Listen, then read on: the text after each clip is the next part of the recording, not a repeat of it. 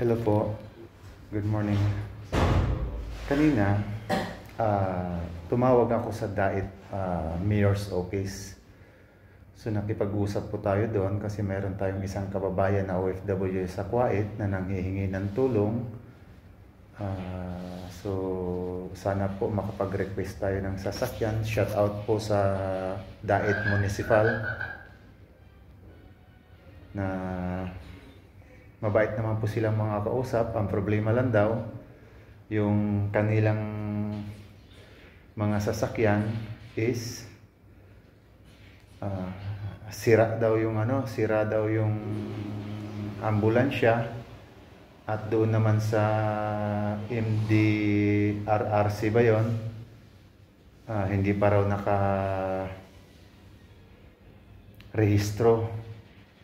So yung ating kababayan kasi nangihingi ng tulong na sana madala yung anak niya ron importante na madala yung anak niya sa OFW hospital. Kaya shout out po sa inyo dyan sa DAIT Municipal Office. Sana naman po ipagawa nyo naman po. Kasi nandiyan po tayo para maglingkod sa ating mga kababayan, di ba?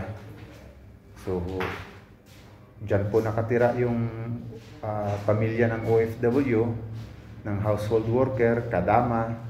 Kaya po ako nakipag-usap sa inyo na tumawag ako diyan sa DAIT Municipal Mayor's Office para po mag-request sana. Pero nakakadismaya dahil walang budget pampagawa ng ambulansya.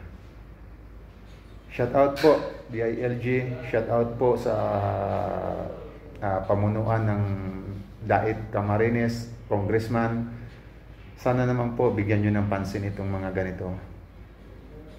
Nakakaawa naman po yung taong bayan natin, nanghihingi ng tulong, maibiyahe lang po yung anak na kailangan operahan, so dalhin po sa OFW Hospital kasi yung OFW Hospital tinayo ng ating mahal na Pangulong Duterte para sa aming mga OFW. Pero nakakadismaya. Shout out po sa inyo, nakakadismaya. Sobrang nakakadismaya. Kaya ewan ko, I never expect na Hello, baby. Yes. Hey, Mr. Good morning. How are you? pero mabait naman silang. Nasa mayor's office ka na? Pakausap ng kahit sino sa kanila dyan, secretary ni mayor o si mayor, kahit sino po pwede kong makausap.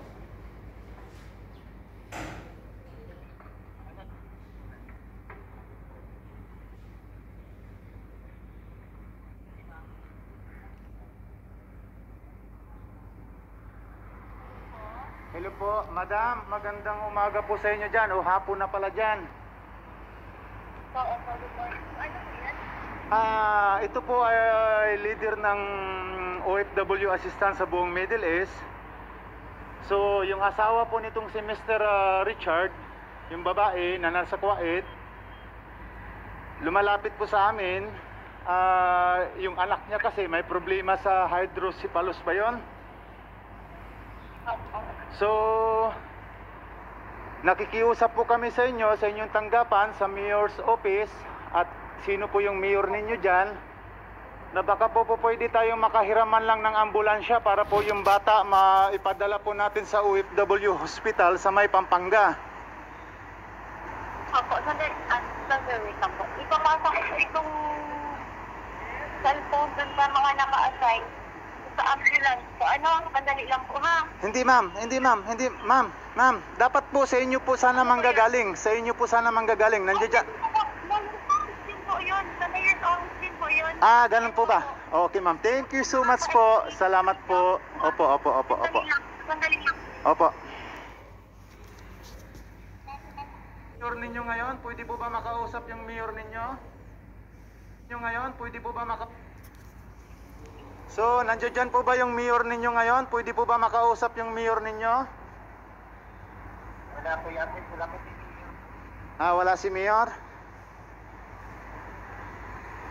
Si administrative na lang po, kung sino nandiyan dyan. O si Vice Mayor.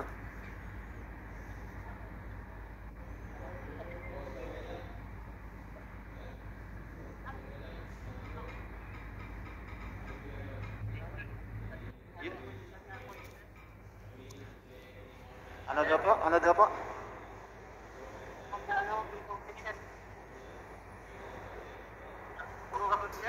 Wala po ba si Mayor dyan? Wala po ba kahit na Vice Mayor dyan o administrative dyan?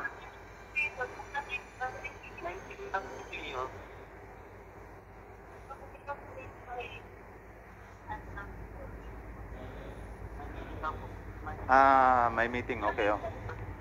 Okay. So ipapasa daw niya ako dun sa may hawak ng mga ambulansya. Pwede kang makausap kahit sino sa kanila dun.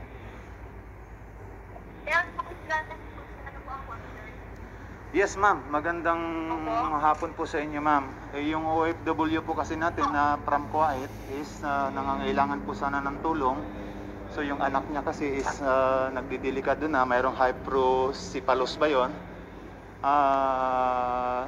Wala naman silang kakayahan at hindi naman gaano kalaki yung sahod ng ating OFW, madam. So baka po pwede po tayo makahiram ng ambulansya, ma'am. So dalhin po natin yung bata sa OFW Hospital sa may Pampanga. So yung hospital na yon itinayo ni mahal na Pangulong Duterte para sa amin pong mga OFW.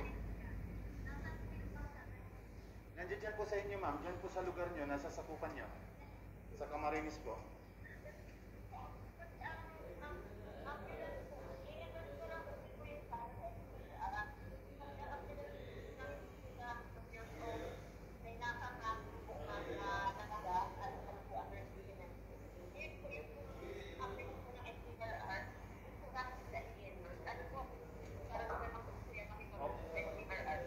Okay, ma'am. So, nandiyan na rin naman po yung tatay ng bata, ma'am. So, pwede po kang matulungan naman lang natin from the local government po, ma'am. So, para maidala po natin yung bata.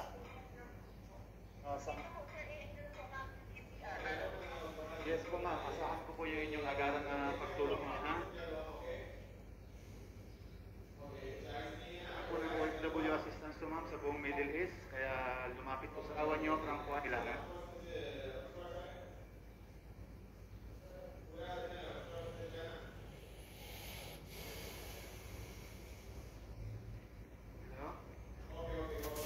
Ano na po nangyari dyan?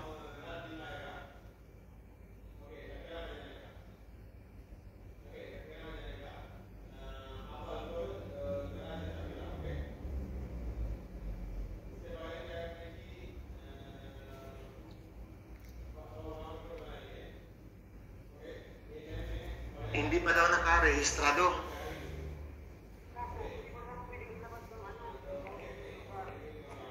Okay, so nandiyan ka pa ba sa Mayor's Office?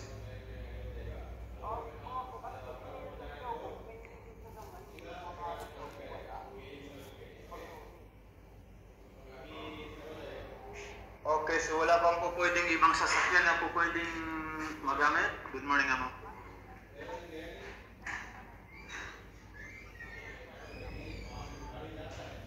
Okay, so tatawag sila.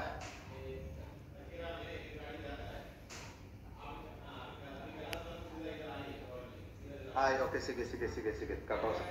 Sa totoo lang, sobrang nakakadismaya.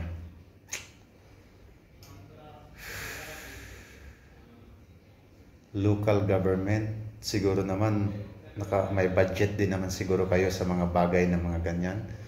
Dapat po yung ambulansya always na active yan para sa mga tao na nangangailangan. Sobrang nadismaya ako as a leader ng OFW. Sobrang nadismaya ako.